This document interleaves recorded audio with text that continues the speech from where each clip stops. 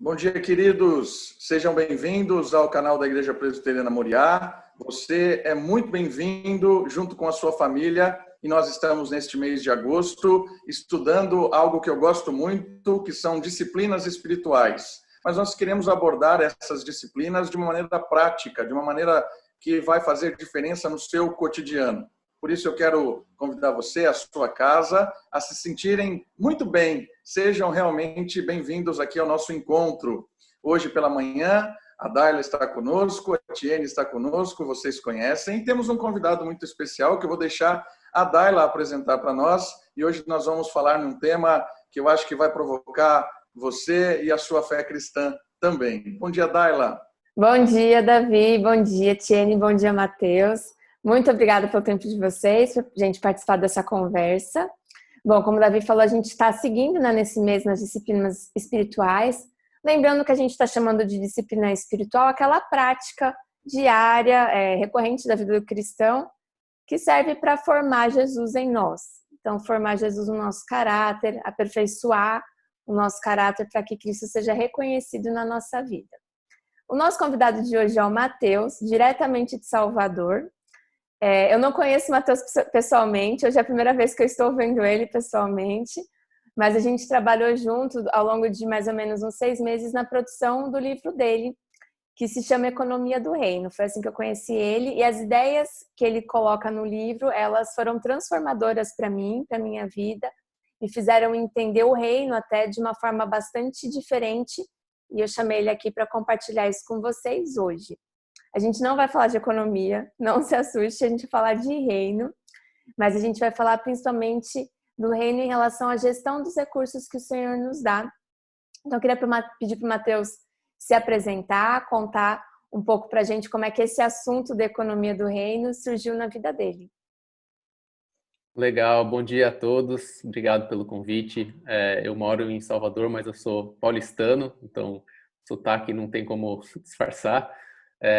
Eu sou pai de um menino de 3 anos, Levi, casado com Bruna, e estou morando aqui em Salvador há 2 anos, porque eu estou trabalhando na Prefeitura Municipal de Salvador, dentro da Secretaria de Sustentabilidade. Então, meu trabalho tem muito a ver com a construção de um desenvolvimento de um plano de desenvolvimento sustentável. Então, um plano para a cidade, para ela, como que ela vai caminhar de agora até 2050, e eu estou ajudando a cidade com isso, trabalhando com uma organização internacional. Isso não tem nada a ver com o tema de hoje, mas também tem, porque é a minha vida. Mas eu tenho, assim, desde a minha infância, meus pais pastores e missionários, eu tenho me deparado com um tema que é o tema da pobreza, que é o tema da desigualdade.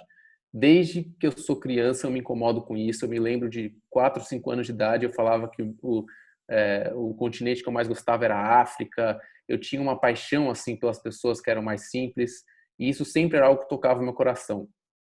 Foi passando o tempo, eu decidi estudar relações internacionais, né, fazer uma graduação nisso, porque eu sempre gostei muito de culturas, de povos.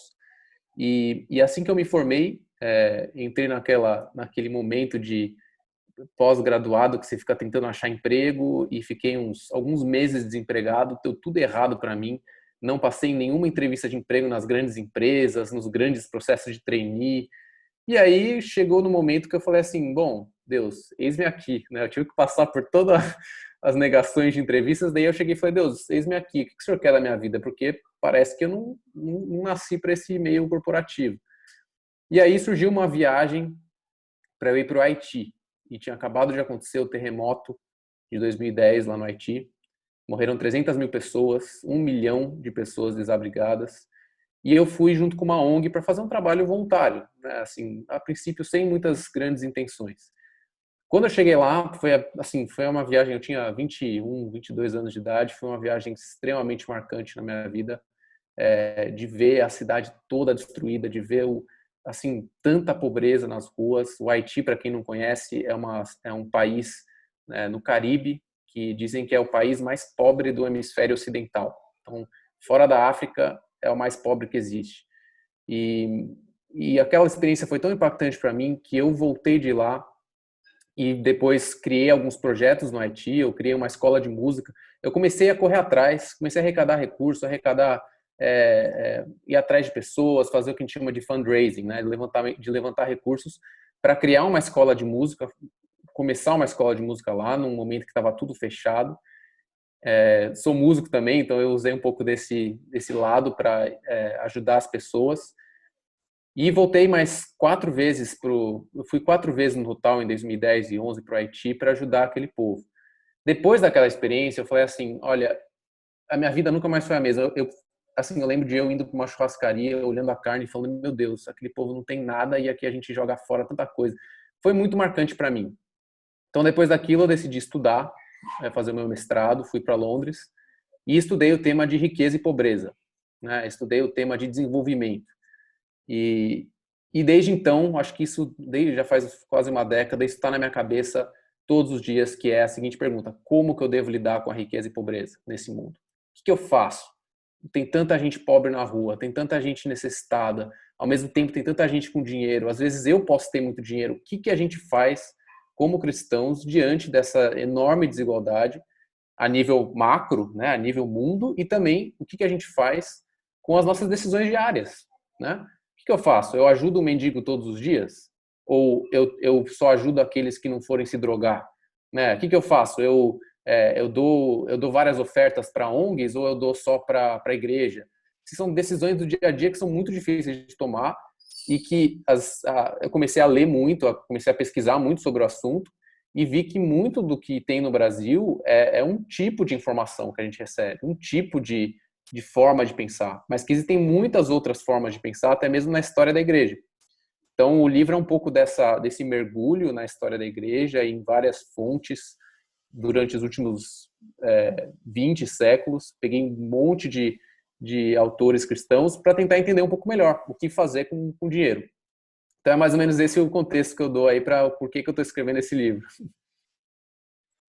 Foi muito legal enquanto estava trabalhando com o livro, porque dentro disso que o Matheus falou, a gente às vezes acha que tem um jeito só de lidar com o dinheiro, de lidar com a pobreza, de lidar com a riqueza. E quando você percebe que existem várias formas e que a Bíblia trata de várias formas, primeiro dá até um certo alívio, né? Porque às vezes o jeito padrão você não se encaixa naquele jeito, mas também mostra como tudo se complementa, né? Eu queria, Matheus, que você comentasse um pouco de como você vê esse jeito padrão que a igreja no geral, né, tem lidado com a doação, e depois falasse sobre as perspectivas que você foi descobrindo aí no seu estudo. Legal. Uma coisa que eu sempre ouvi desde pequeno é que tem que dar o dízimo, que é uma obrigação, né, que é uma coisa imposta e para agradar a Deus você tem que dar o dízimo. Então esse ter que é uma coisa que eu vejo desde pequeno na igreja. E a outra coisa é a questão da prosperidade, né, da abundância ou a pobreza. Então é um dilema que eu vejo na igreja, que é o seguinte: Deus chamou você para ter muitos recursos e com isso ser generoso e ajudar muitas pessoas, ou Deus chamou o cristão para ser simples e viver com pouco e abrir, né, e abrir mão e viver na compaixão? Então é um dilema porque eu vejo muita gente de um lado falando que não, para ser cristão você tem que ser que nem os discípulos, você tem que abrir mão de tudo, largar todas as suas riquezas, largar tudo que você tem e fazer a obra. Muita gente falando isso de um lado, e do outro lado, muita gente falando que Deus nos chama para sermos prósperos e, através dessa prosperidade, abençoar outras pessoas. E aí, para mim, assim, eu sempre vi isso como 2 polos que se conflitavam, né? É um conflito que eu vejo de pessoas, até mesmo eu lembro de estar conversando com 2 amigos meus, um deles era completamente a favor da Bolsa Família no Nordeste, outro dele é completamente contra a Bolsa Família porque não estimulava o emprego, enfim. Então, assim, a gente está vivendo todos os dias esse conflito, não só na igreja, mas na sociedade, né? O que fazer diante da riqueza e da pobreza? E aí, assim, um pouco da minha pesquisa que eu fiz nesses últimos 5 anos que eu comecei a escrever o livro, eu identifiquei que, na verdade, tanto na Bíblia quanto na história da igreja, quanto na minha percepção, que acabou se transformando conforme eu lia, era que existem pessoas que têm um perfil mais para serem doadores, para viverem na abundância, viverem com riquezas e serem doadores. E a Bíblia tem vários exemplos nesse sentido. Ao mesmo tempo, também tem pessoas que são chamadas por Deus para abrirem mão e viverem na pobreza, viverem na simplicidade mesmo. Também a Bíblia tem muitos exemplos nesse sentido. E aí, além desses dois extremos, eu percebi que também tem uma possibilidade de cristãos viverem na moderação, que é uma vida simples, sem riqueza ou sem pobreza, mas vivendo com o necessário, com contentamento, com simplicidade. E também tem o outro lado disso, que é viver pela transformação, que é a pessoa que tem falado da missão integral, das pessoas que vivem para transformar o mundo à nossa volta. Ou seja, tem tantas diferenças e possibilidades que eu acabei vendo isso como 4 perfis. Mas, assim, vou dar 2 exemplos para mostrar por que eu acho que é necessário ter várias possibilidades, né? E não só uma. Você tem que abrir mão, ou você tem que ser rico, né? Deus vai te prosperar. Por que é possível várias e não uma? A gente tem esse exemplo da riqueza, só para começar, Susana, Joana e Maria Madalena. São 3 exemplos de mulheres doadoras na Bíblia que não abriram mão de tudo para seguir a Cristo. Naquela época, as mulheres não eram costume as mulheres acompanharem os homens em jornadas como Jesus fazia com os discípulos, mas a Bíblia diz em Lucas 8, diz que essas 3 mulheres e outras mulheres ajudavam a Jesus com seus bens e com seus recursos. E aí é interessante que a Joana, ela era mulher de Cusa, C-U-Z-A, é o nome do cara que era administrador da casa de Herodes. Então, Herodes era o governante da época, tinha um administrador, e a esposa desse administrador era Joana. E ela não deixou, a Bíblia não indica que ela deixou de ser esposa de Cusa, e nem que ela deixou tudo para seguir a Cristo. O que a Bíblia diz é que ela usava o dinheiro dela para ajudar o ministério de Jesus. Então isso é um contraste já de cara para todos os discípulos, para as histórias que a gente ouve, que todos os discípulos abriram mão de tudo. Não, a gente tem algumas discípulas que não abriram mão de tudo, mas que usavam os recursos que elas tinham para abençoar o ministério de Jesus. Então isso já mostra que não precisa abrir mão de tudo. E aí, por outro lado, a gente também tem vários exemplos de pessoas que de fato abriram mão de tudo para seguir a Cristo. E isso a gente está mais acostumado a ver. Então, assim, que são, por exemplo, os discípulos, os pescadores que abriram mão dos seus negócios para seguirem a Cristo. Então, assim, como ponto de partida, eu acho que, assim, de primeira, a gente tem que parar um pouco. A gente ouve muitas pessoas falando o que é viver, como cuidar das finanças, o que é viver de forma cristã com dinheiro.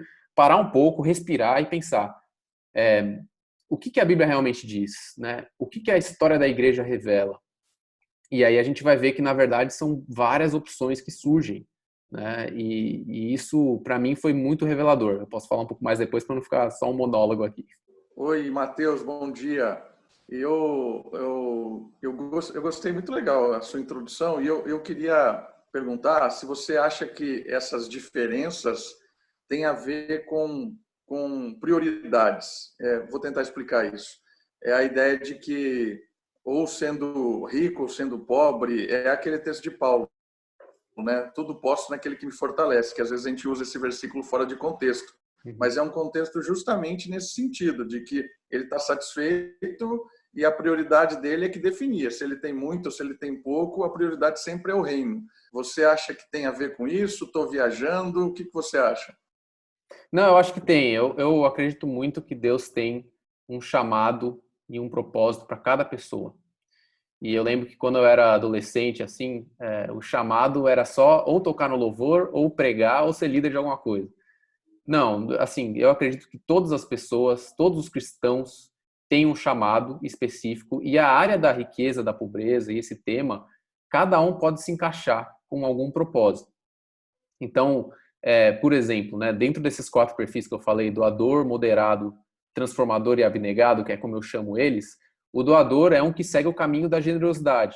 Então, é a pessoa que... Eu tenho um amigo, por exemplo, que ele é um empresário muito bem sucedido, um cara cristão, super ético, super correto, e ele ajuda meio mundo de pessoas, meio mundo de organizações, e ele segue esse caminho. Ele vive para ganhar mais dinheiro nesse mundo, mas também para usar isso de forma generosa, né? Porque ele acredita que só ganhar dinheiro e não compartilhar não é cristão.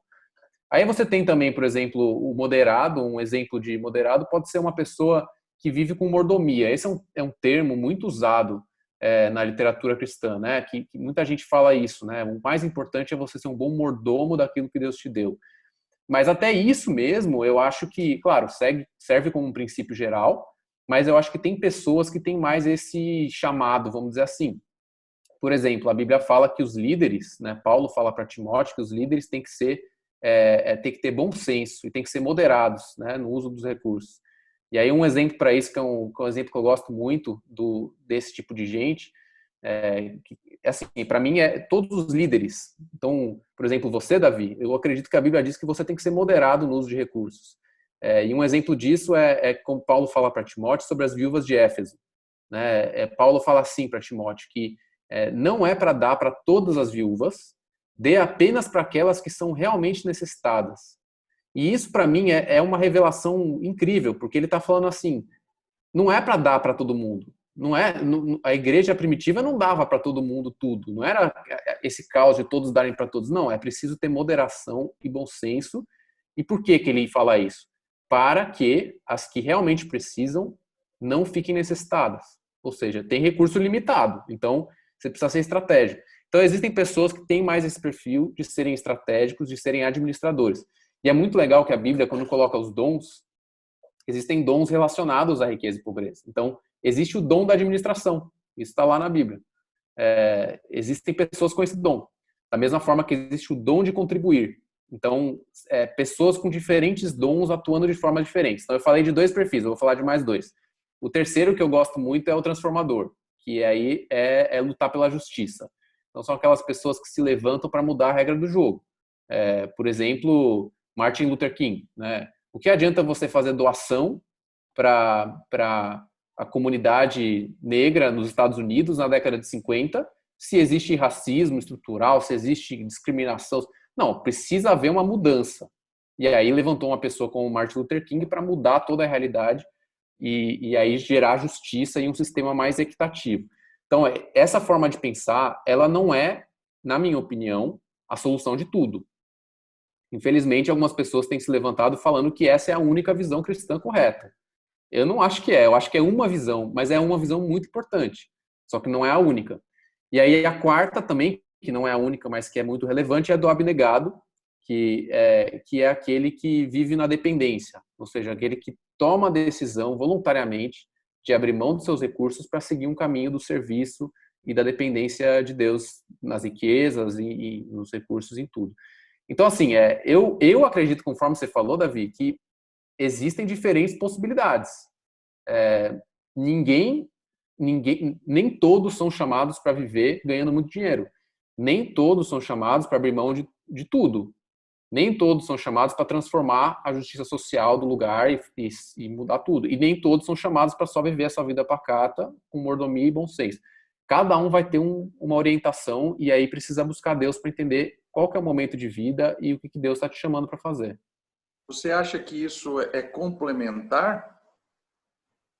Sim, exatamente essa que é a veia do livro, né? Que esses 4 se complementam para o que eu chamo de economia do reino.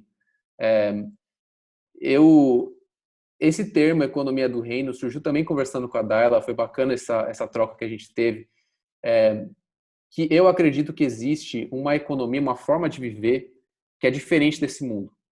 Esse mundo prioriza amor próprio. O mundo capitalista, ele diz assim, eu não estou falando uma crítica ao capitalismo, estou falando que funciona assim, é o momento que a gente vive hoje, é o sistema atual. É o seguinte, viva, trabalhe, ganhe seu dinheiro, pague as suas contas, faça a sua universidade, faça o seu mestrado, faça o seu doutorado, tudo por você. Se vire, pague tudo que você tem que pagar e ganhe mais do que você puder. Então, essa forma de pensar, eu não acredito que é a forma do reino. A forma do reino, ela vai além disso. Porque se for só isso na nossa vida, se for só viver, trabalhar e morrer, qual que é o sentido? Então, eu acredito que existe uma forma de pensar que não é baseada no amor próprio apenas, mas que é baseada num amor próprio e ao próximo, que aí muda a forma de pensar. E aí que entra a doação, e aí que entra a generosidade. Então, todos esses perfis juntos, eles combinam em um quebra-cabeça que se monta, que é a forma de Deus usar a sua igreja para mudar o mundo. É assim que eu penso, porque a gente está aqui nesse mundo para ser sal e luz, para ser diferença. Então, um exemplo, né, que a gente tem na história é Lutero, né? Lutero foi um cara que revolucionou o mundo com as suas ideias, mas na cidade dele, que ele morava, em Wittenberg, ele criou um sistema de lei mesmo, de lei da cidade, e tinha um fundo para ajudar os pobres. Então, através desse sistema, ele tinha pessoas ricas cristãs que ajudavam no fundo, ele tinha pessoas que administravam o fundo, ele tinha pessoas que manejavam esse recurso, e tinha pessoas transformadoras e tinha as pessoas que abriam mão para ir lá ajudar os pobres. Então, por isso que acho que existem vários momentos na história do cristianismo que você vê essas diferentes dimensões de atuação na riqueza e na pobreza. Então, é isso, assim, eu acho que a gente, como cristãos, a gente tem que entender que a gente não é completo sozinho. Acho que essa é a maior descoberta que eu tive com essa história. Eu sozinho não consigo fazer a diferença. Por quê? Eu prometo que eu não vou falar mais. Só... Não, fale, por favor. Não, eu vou deixar a Tiene falar. Quais são os 4 nomes que você deu para os 4 perfis, só para eu marcar aqui? Doador, moderado, transformador e abnegado. E assim, perfis não são perfeitos. Perfis, eles ajudam a entender. Mas uma pessoa, por exemplo, eu entendo que pode ser uma mistura de perfis. Ela pode ter um norte mais para um lado ou mais para o outro. Mas tem me ajudado muito a entender o meu momento de vida, né? Então, depois eu posso até dar exemplos do que eu estou vivendo hoje comparado a 10 anos atrás e como eu acho também que eu tenho mudado um pouco a minha postura e o meu papel dentro do reino de Deus. Mas aí, de novo, não é certo e errado. Não tem que sentir culpa se você não está ganhando muito e ajudando muito os outros. Ou não tem que sentir culpa se você não está indo para as ruas para manifestação e mudar a situação dos pobres. Você tem que entender o que Deus está te chamando para fazer, porque existe um lugar para cada um no reino dele. Mateus, é um prazer e um privilégio, na verdade, para mim poder fazer parte desse bate-papo. Bom dia, igreja, que saudade de todo mundo. E o que eu queria perguntar é um pouco disso que você disse agora no final, porque, na verdade, o que eu vou experimentando um pouco é que todos esses princípios, e até um pouco essa questão das prioridades que o Davi mencionou, chega a quase formar o nosso modo de operar, né? É quase como se a gente entendesse que essa disciplina, né, da maneira como a gente está chamando aqui, nos dissesse de um modus operandi. Mas muitas vezes, assim, o que eu me vejo também nesse dilema e entendo que as pessoas vão entrando nessa dicotomia, e a gente acaba considerando a doação quase como que o extraordinário da vida de Jesus, assim. E aí esse modo de operar, independente dessa transição que a gente entre dos 4 perfis, fica quase que inalcançável, né? Então, a minha grande questão é como que a gente traduz tudo isso dentro do ordinário da nossa vida. E aí é muito gostoso até te ouvir falar nesse sentido, de que os 4 modos se complementam e de que isso é completamente permeável pelo nosso momento de vida, né? Então, claro que em algum momento eu tive ali a intenção da missão integral, mas que em outros momentos da minha vida isso acaba não sendo tão possível. Mas se eu entendo que é o meu modo de operar, é impossível parar no semáforo e ver uma família ali e não me questionar o que eu faço com isso, né? Então, eu acho que o grande pulo é como, né? Como que a gente transfere essa lógica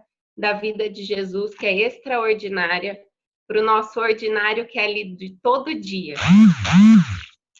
Legal. Nossa, muito obrigado pelas palavras, Tiene. Eu queria ler aqui uma frase de Gregório de Nissa. Ele foi um dos pais da igreja lá no passado, nos anos 300 depois de Cristo. Ele fala assim, ó: dê o que você puder.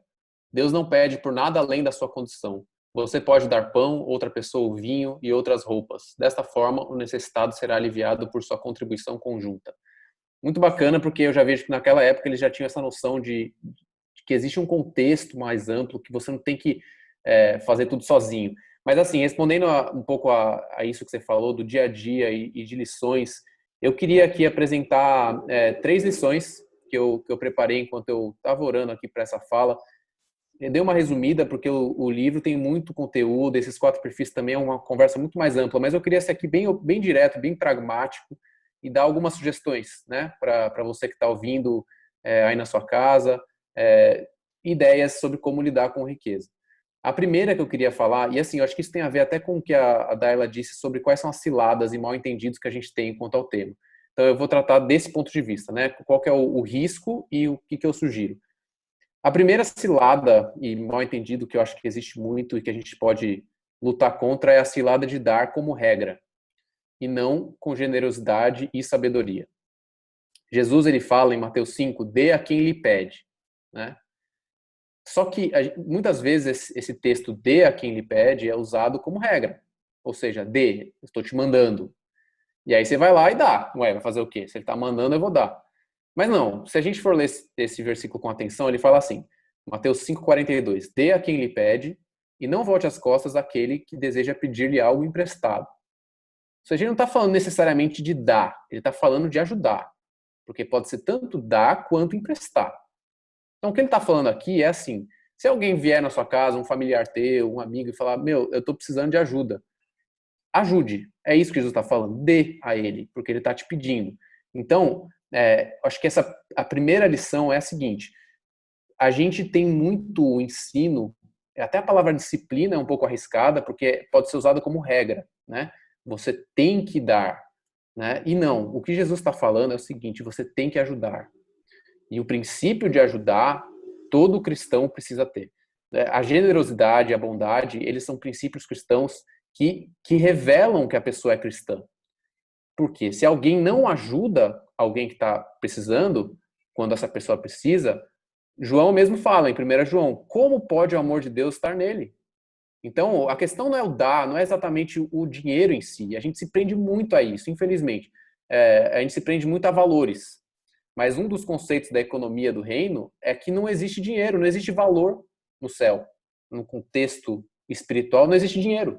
Então, quando você chegar no céu, você não vai falar, eu dei 1 milhão para os pobres. Não vai fazer sentido isso para Deus. O que vai fazer sentido é se eu tinha misericórdia no coração, se eu tinha empatia e compaixão.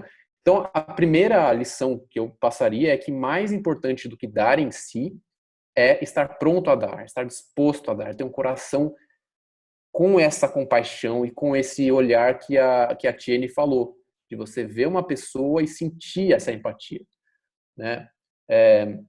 E esse é o primeiro ponto. E o segundo seria que não é só a disposição, mas também saber dar, né? Eu acho que hoje já existem livros cristãos que mostram que muitos lugares que houveram ofertas e doações que acabaram dando errado, e as ofertas foram usadas erradas. E é importante saber usar os recursos de uma forma sábia. Isso também é importante. Por exemplo, até Jesus mesmo falou, né? Quando você for construir uma torre, planeje antes. Não sai gastando tudo, não sai dando para todo mundo. Pense primeiro para que possa dar certo no final. Então essa seria a primeira lição, sugestão, né? que eu daria, que é a gente tem que tirar o foco de dar como regra e tem que colocar o foco em dar com o coração disposto. Então é aprender a ter misericórdia no coração, né? Aprender a sentir. A segunda lição que eu teria aqui para dar é que existe uma cilada que é dar para ter retorno. Então, eu vou dar porque Deus vai me abençoar. Ou eu vou dar porque eu acredito que essa ONG vai fazer algo bom com o que eu estou dando. Ou seja, a sua doação depende do retorno. Se não for bem usado o dinheiro, então não vale a pena dar. Ou se eu não for abençoado por dar, então não vou dar, porque eu não estou sendo abençoado, então para que eu vou dar? Não, essa é uma cilada que eu acho que a gente tem que estar muito ciente para evitar. O John Bunyan, que escreveu aquele livro O Peregrino, ele fala assim, você não viveu até que tenha feito algo por alguém que nunca poderá retribuir. E eu acho que é muito isso, a gente não tem que buscar retorno.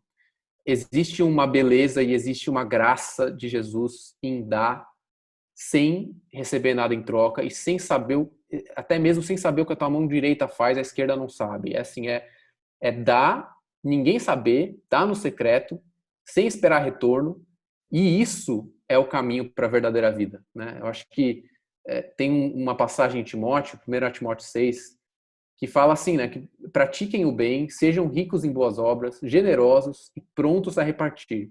Dessa forma, acumularão um tesouro para si mesmos e um firme fundamento para a era que há de vir, e assim alcançarão a verdadeira vida. Ou seja, para alcançar a verdadeira vida, esse é o caminho. É ser generoso, é ter um coração pronto a repartir, muito mais do que ficar esperando alguma coisa ou dar com o desejo de retorno. A gente tem um exemplo muito ruim de dar com o desejo de retorno, que é Ananias e Safira. Eles deram esperando ganhar reputação com o que eles deram. Porque eles não deram tudo, mas falaram que tinham dado tudo. E essa vontade de querer reputação ofendeu muito a Deus. Porque Deus não quer saber. Ele não está preocupado com o quanto a gente vai ganhar com o retorno de dar. Ele está preocupado em a gente ter um coração disposto a dar. E aí a terceira lição Mateus, seria... Oi. antes de seguir para o terceiro, quando você fala do retorno, também é um retorno de eu saber, né? Tipo, eu dei, mudou alguma coisa? Seria nesse sentido também, não só um retorno de eu ser reconhecida, mas de eu ter um feedback, digamos assim, do que foi feito com o dinheiro? Sim, é claro que é muito importante a gente dar com sabedoria, não sair dando sem saber o que você está fazendo. Mas, ao mesmo tempo, o coração não tem que estar no retorno da informação. Ou seja, se eu dei para um missionário que está lá no meio da tribo indígena ou para um projeto, eu não tenho que estar mais preocupado com o sucesso do projeto do que com essa minha disposição em dar. Porque senão eu vou virar uma pessoa mesquinha. Eu vou virar uma pessoa que só vou dar se for uma coisa que der um retorno e que eu me senti bem, né?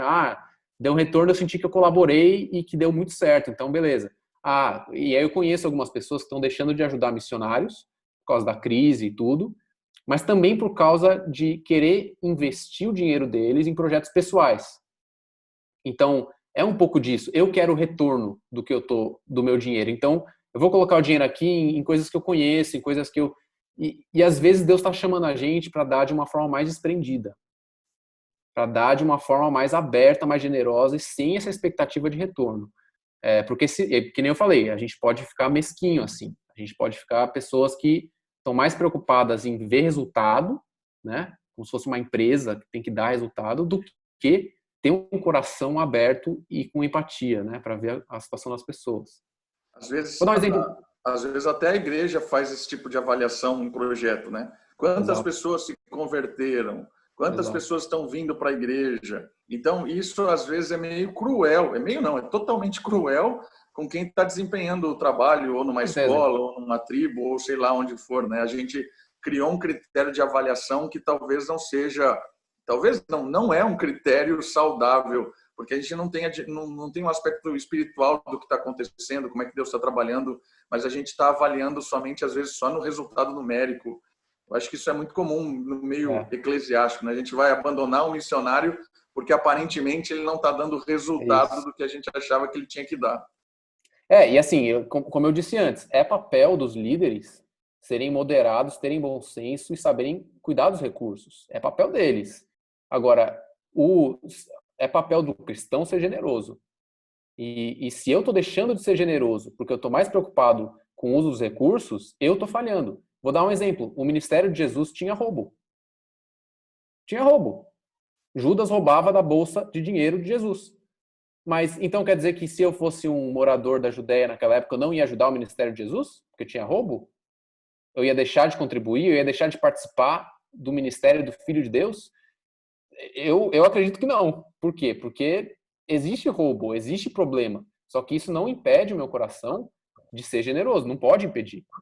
Então, é claro, a gente tem que ter muito bom senso. Não estou falando aqui para a gente colocar dinheiro em corrupção.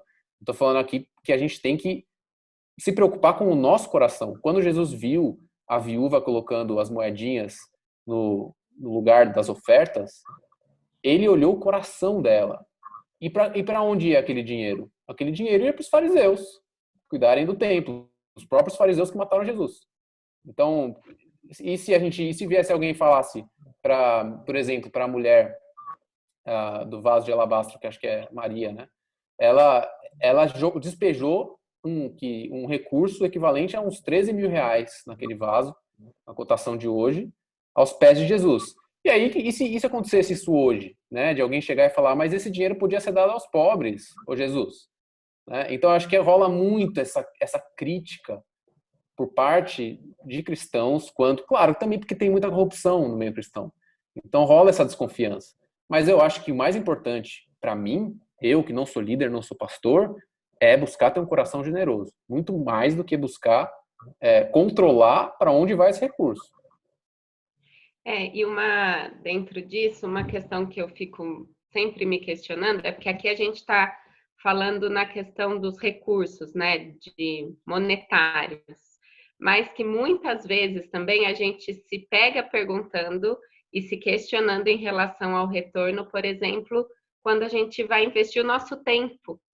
Putz, de novo, eu vou investir o meu tempo naquela pessoa para depois ele ir lá e tropeçar naquela mesma pedra?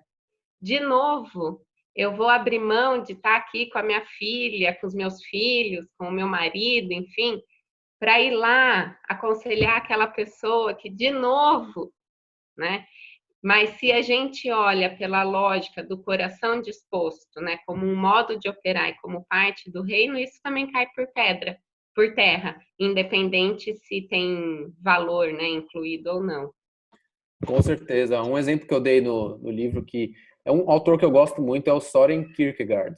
Não sei quem já ouviu falar, é um nome meio difícil, porque ele é dinamarquês. Ele é um filósofo do século XIX, ele é cristão, mas mesmo ele é famoso no meio de filosofia, mesmo sendo cristão. Então é um cara muito cabeça, assim, muito inteligente.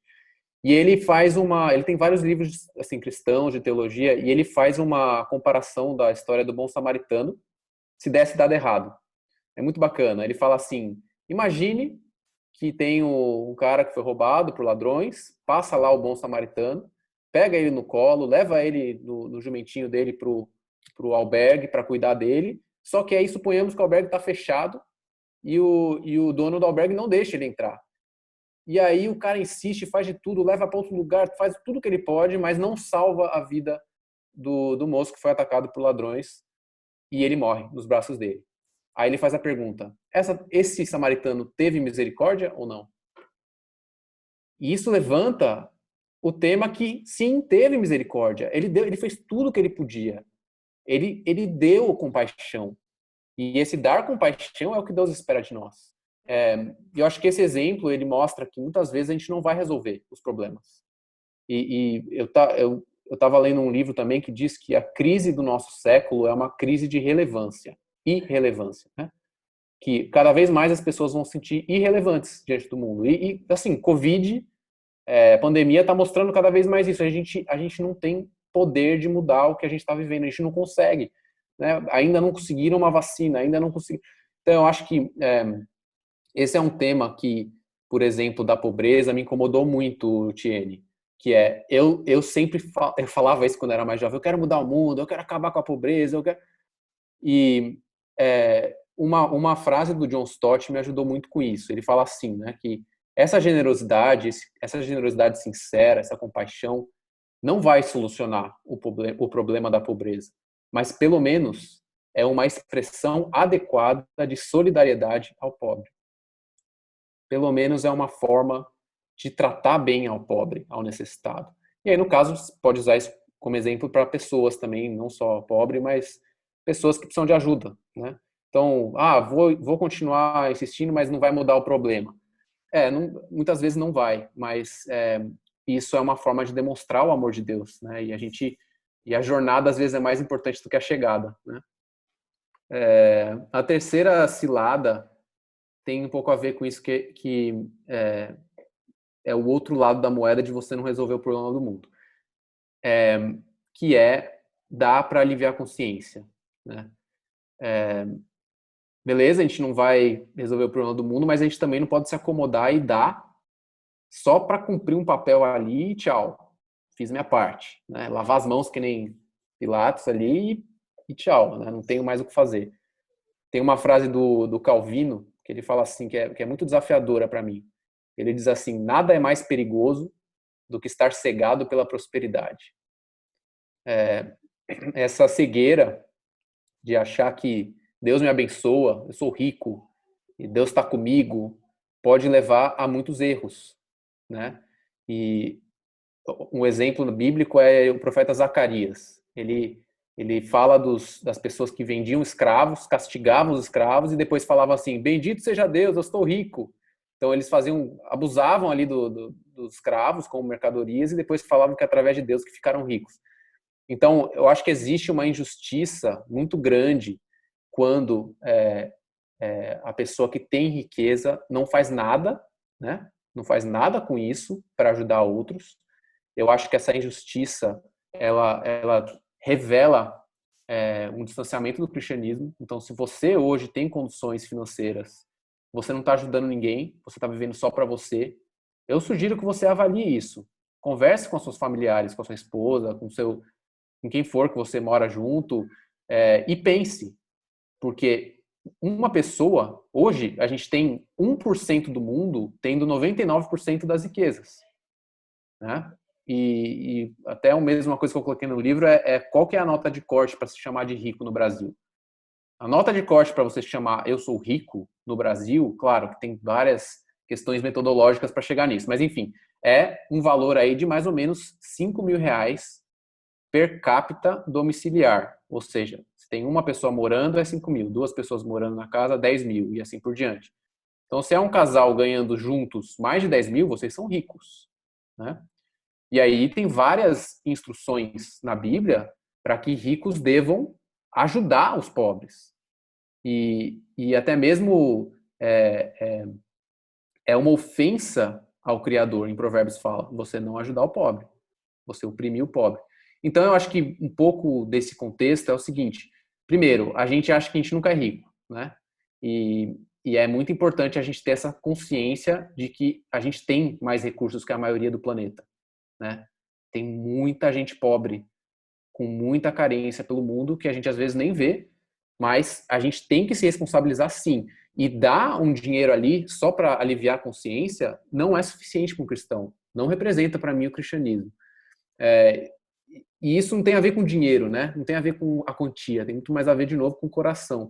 Para dar um exemplo prático, tem uma pessoa que mora aqui. É difícil falar de dinheiro porque a Bíblia diz para a gente não falar o que a gente faz. Mas eu vou ter que falar aqui para dar um exemplo. Tem uma pessoa, sempre tem morador de rua, tal, mas tem uma pessoa em específico que Deus tocou meu coração. E todas as vezes que eu vejo ela, eu dou um dinheiro para ela, eu ajudo ela. Uma vez eu comprei uma vassoura que ela precisava, outra vez eu comprei. Por quê? Porque olha só a história dessa mulher. Eu estava na rua um dia, aqui em Salvador tem muito pedinte, muita gente que pede. Eu não consigo ajudar todos sempre. Tem vezes que eu tô com o meu filho no colo, carregando, eu falo, desculpa, agora eu não consigo.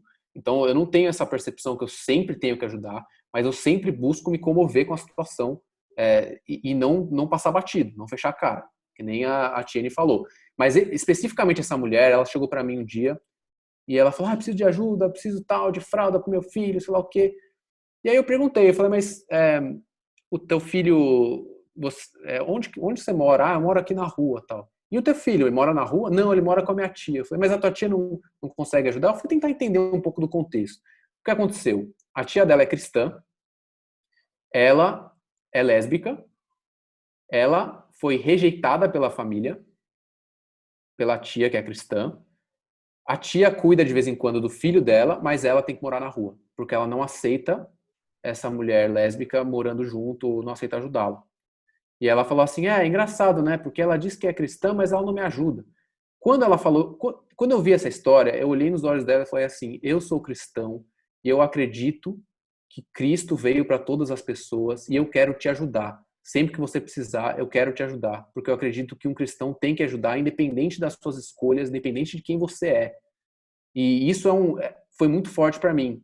Cada um pode ter a sua experiência. Eu tive essa. E vira e mexe, encontro ela na rua, ela abre um sorrisão para mim, a gente conversa. Ontem mesmo eu estava na rua, quando ela me vê, acho que ela já vê o cifrão, né? Porque eu ajudo. Mas tudo bem, faz parte, ela precisa de ajuda. E aí eu estava com meu filho no colo, tava um caos assim, ela pedindo dinheiro e o meu filho tava com uma bexiga na mão, saiu voando a bexiga assim, e ela foi correndo pegar a bexiga para mim. Foi tão bonitinho assim, porque ela também olhou para mim, né? Para a situação. Mas, então assim, eu vejo que na situação do dia a dia, existem momentos que Deus vai tocar o teu coração. E quando tocar, faça. Seja a luz de Cristo. E faça a diferença. E mostre esse amor. Às vezes não vai dar, né? Às vezes Jesus mesmo não curou todas as pessoas que ele encontrou na frente. Mas eu acho que o nosso coração tem que estar cada vez mais sensível, né?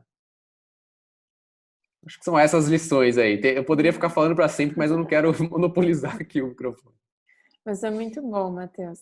Queria saber se o Davi e a Tiane tem mais alguma pergunta.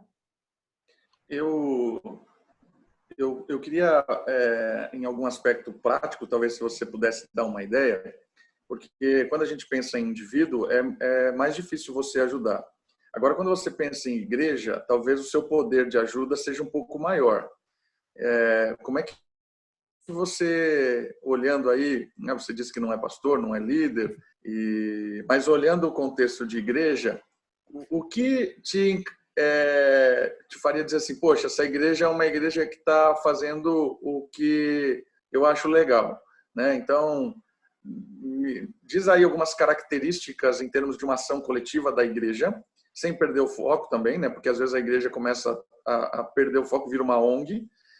Como que a igreja pode manter o seu foco principal como igreja e agindo coletivamente? Quais características você pontuaria de uma igreja que está trabalhando com o foco e também investindo nessa área de contribuição e ajuda na ação social e tudo mais?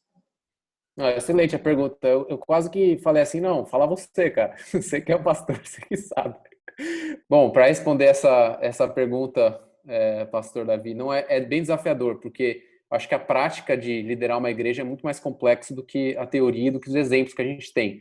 Mas se for para dar alguns pitacos aqui nesse tema, eu acho que o mais importante é conseguir colocar todos, dar uma possibilidade de todos ajudarem, de todos participarem da obra. Ou seja, alguns vão.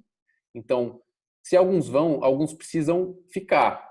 E esses que ficam precisam ter no coração também ajudar, de dar, né? Então, eu acho que é importante as pessoas que dão entenderem que elas são tão importantes quanto os que vão. Nem todos precisam ir. Eu lembro quando eu estava naquela época indo para o Haiti, fazendo um monte de projeto, eu lembro de uma senhorinha idosa, ela virou para mim e falou assim, tô tão feliz por você, eu não posso ir porque eu já tô idosa, mas eu vou estar orando por você. E foi bem bonitinho assim, sabe? Ela realmente sentiu parte, né? Então, eu acho que como gestão, como forma de liderança, é conseguir enxergar o potencial das pessoas e ajudá-las a chegar, a atingir esse potencial. Eu já vivi muitos anos em igreja e vi pessoas com potencial enorme, mas sem apoio da igreja, né? Sem apoio não, esse projeto teu é seu, mas não é da igreja. Eu acho que tentar trazer essas ideias, mas mostrar também que essa pessoa não pode caminhar sozinha. As ideias dela precisam estar juntas com outros, né? Que vão ajudar a moderar, a fazer essa administração, outros que vão dar o dinheiro, outros que vão servir. Então, tentar achar esse mix não é simples, mas eu acho que também é uma descoberta das pessoas, né? É uma descoberta sua que está ouvindo hoje. Tentar entender onde você se situa na igreja, porque o pastor ele pode ter uma visão, mas só você vai saber mesmo o que Deus está te chamando para fazer. E é Deus que vai te chamar, né? Você pode ser uma criança, como Samuel, você pode ser um adolescente, como Jeremias, você pode ser uma pessoa mais velha, como o pai de João Batista, a mãe, Zacarias. Não importa a sua idade, mas Deus está te chamando para alguma coisa. Ele quer falar com você. Então, eu acho que quando cada um encontra essa veia, aí o mais importante é a liderança não bloquear isso, né? Não impedir que isso aconteça, né? Não impedir que esses projetos surjam espontaneamente e tentar trazer os dois lados por exemplo, trazer o cara que é banqueiro, que tem recursos, junto com essa pessoa e falar, vamos fazer um projeto juntos, né? E tentar juntar esses mundos. E algumas vezes na minha vida eu consegui fazer projetos, eu como transformador, indo lá à frente, resolvendo e tal, com pessoas junto comigo na retaguarda financeira, de oração, e também ajudando com bom senso, e também pessoas ajudando no serviço mais braçal. E eu posso dizer que todos os projetos que eu fiz, os que deram certo, foram com outras pessoas junto. Sozinho, Deus tem falado muito isso para mim, sozinho é muito mais difícil. É uma jornada muito árdua E eu acho que esse é o grande desafio nosso como igreja, é caminharmos juntos. Dentro aí da sua vivência, né, de tudo isso que você vem estudando e tal, e vivendo também, que dicas que você teria para a gente incluir todos esses preceitos e princípios e esse modo de vida, de operar, na prática da nossa casa com crianças? Uau!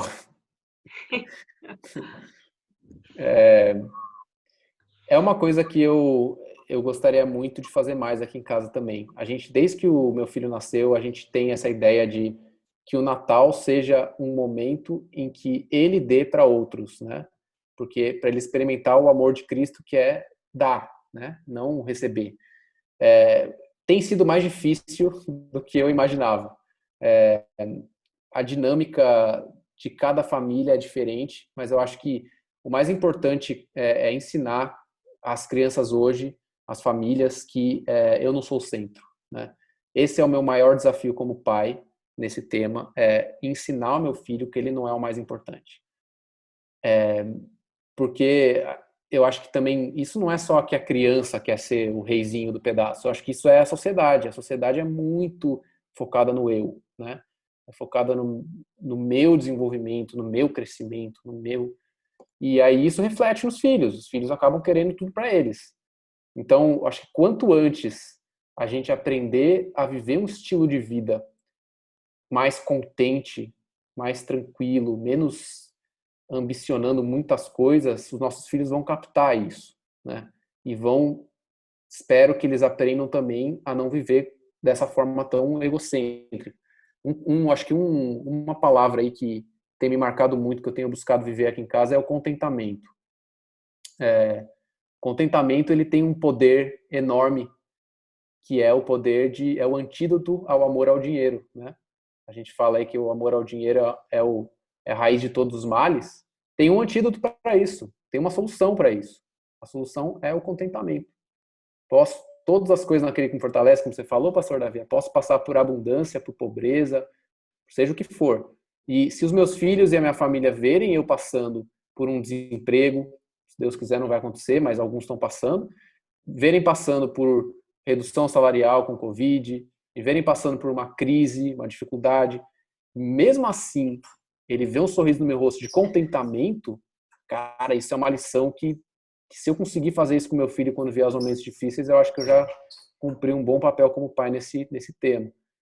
Então eu vou muito por esse lado, sabe? Eu acho que a frase final que eu teria para falar aqui, que eu pensei para hoje, é que quando a gente se contenta com o que a gente tem, sobra mais espaço em nosso coração para dar.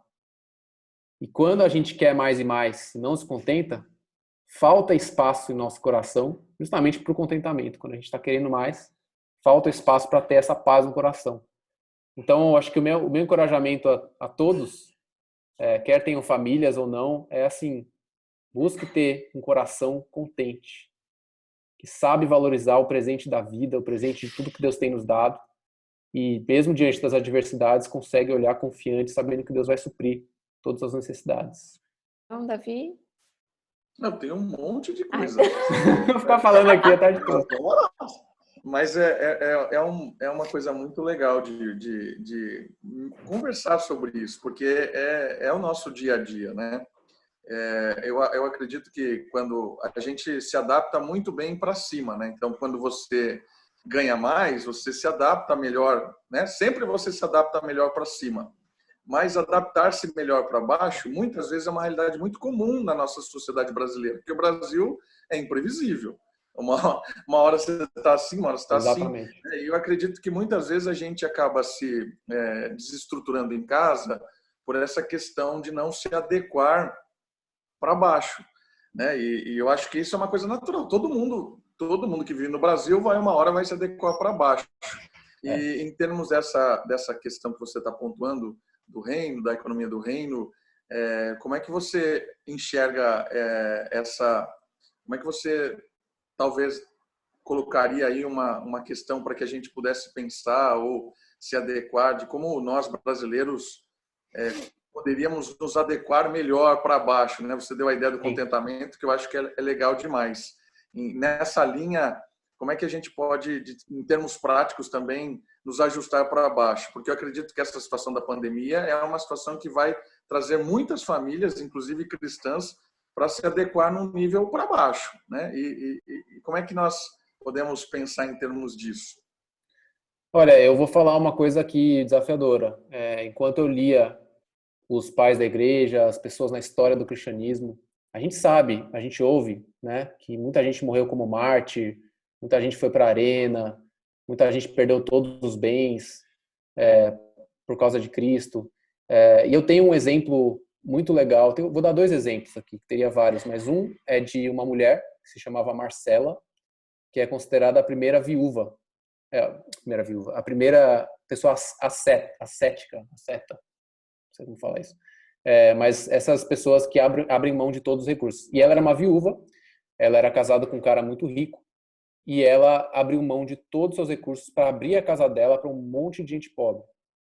E aí ela perdeu tudo que ela não tinha mais nada, deu tudo para os outros, só que ela fez isso bem no período que os godos invadiram, as tribos bárbaras invadiram a Roma, naquela época que o Império Romano colapsou. E naquela época, todo mundo que era rico perdeu tudo. E aí é interessante que daí ela já tinha perdido tudo. E quando vieram os romanos, não tinham nada para pegar. Não tinham nada, porque ela já tinha dado tudo. Então, eu acho que essa lição é tão impactante para mim, porque a gente vive uma vida aí de 70, 80 anos, querendo acumular, querendo guardar, juntar. No fim, a gente vai perder. Mas o exemplo de Marcela mostra que ela deu antes. E ela se desprendeu antes. Eu acho que a questão não é só dar, é o desprendimento. A gente é muito preso aos nossos recursos, né? E ela se desprendeu antes e depois não sofreu com a perda, porque ela já tinha dado tudo. Esse é um exemplo muito desafiador, mas mais em linha com o que você está falando, para mim, é o texto de Tertuliano, que é um outro cara muito, muito top, assim. E Tertuliano fala assim, que se você não sabe perder, você não conhece a Cristo. Ele pega pesado. Ele pega pesado, porque ele fala que o processo de perder é o processo do cristão, da vida do cristão. Quem quiser ganhar a sua vida vai perder, mas quem perder por causa de mim vai ganhar. Existe todo esse dilema do cristianismo que eu não estou falando que todo mundo tem que ser pobre, mas eu estou falando que é um processo que faz parte da vida do cristão aprender a perder, né? E a gente é muito triunfalista hoje. Todo mundo quer ganhar, todo mundo quer ser o melhor, né? Mas eu acho que a gente tem que aprender muito com as perdas da vida. E não é uma mensagem fácil de se falar, porque viver o dia a dia é duro, né? O período que eu fiquei desempregado foi duro, né? Foi os momentos que eu tive crises. Mas é isso, a gente tem que aprender a lidar com isso e conseguir falar depois, se a gente chegar lá, no fim da nossa vida, posso todas as coisas naquele que me fortalece, tanto a pobreza quanto a riqueza, e conseguir ficar firme com Deus. Amém. Matheus, muito, muito obrigada. Foi um tempo muito bom. Acho que para todo mundo, né? Espero que quem está em casa assistindo também se sinta abençoado e desafiado com todas as palavras que você trouxe para a gente. Eu vou pedir para a Tiene fazer uma oração, encerrando o nosso momento, e depois o Davi vai dar os avisos dele de costume. Vamos lá. Senhor, eu te louvo, Pai, por esse privilégio de ter a tua mensagem revelada todos os dias nas nossas vidas, ó Pai. A ponto de que, à medida que nos amadurecemos, que caminhamos contigo, o Senhor nos mostra exatamente aquilo que a gente precisa aprender. Muito obrigada, Pai. Te louvamos como igreja, Deus, por aquilo que o Senhor tem feito na nossa vida, por aquilo que o Senhor tem ministrado em tempos tão difíceis, ó Deus, neste período de distanciamento social. E nesta hora eu te peço que o Senhor coloque em nós um coração desprendido, Pai. Um coração que aprenda a doar não só os nossos recursos, mas o nosso tempo, o nosso dinheiro, enfim, ó Deus, que o nosso coração esteja sensível e empático às coisas que têm acontecido nesse mundo. Eu te louvo, ó Pai, porque como cristãos, ó Deus, temos a possibilidade de viver numa lógica completamente diferente daquilo que o mundo tem nos provocado hoje, ó Deus. Em nome de Jesus, eu te peço e te agradeço. Amém. Amém. Muito obrigado, Mateus. Foi um tempo muito especial mesmo. Que Deus abençoe a sua vida, a sua família. Que você continue sendo bênção aí em Salvador, nos projetos. E quando estiver aqui por São Paulo, será muito bem-vindo aqui em Americana. Será muito bem acolhido aqui na nossa comunidade. Graças a Deus. Queridos, hoje à noite nós, com alegria, vamos retornar às nossas atividades presenciais. Por isso, o nosso culto será às 19 horas na Igreja Moriá. Se você faz parte do grupo de risco, a recomendação é que você ainda não venha participar conosco. Continue aí se precavendo, tomando todos os cuidados necessários. Para esse retorno das atividades aqui presenciais, nós estamos seguindo todas as normas do governo do estado, atendendo aquilo que é necessário. Então você precisa vir de máscara para que possa participar conosco no culto, ok? E as nossas atividades do Instituto Bíblico Dominical continuarão sendo transmitidas pelo YouTube. Então domingo que vem nós temos de novo um encontro marcado aqui às 9h30 no nosso canal. E hoje à noite, aqueles que puderem se sentirem confortáveis para estar conosco, 19 horas, retorno das atividades presenciais da igreja. Mais informações, você pode entrar em contato via WhatsApp comigo mesmo ou no telefone da igreja. Deus abençoe a todos, um ótimo domingo.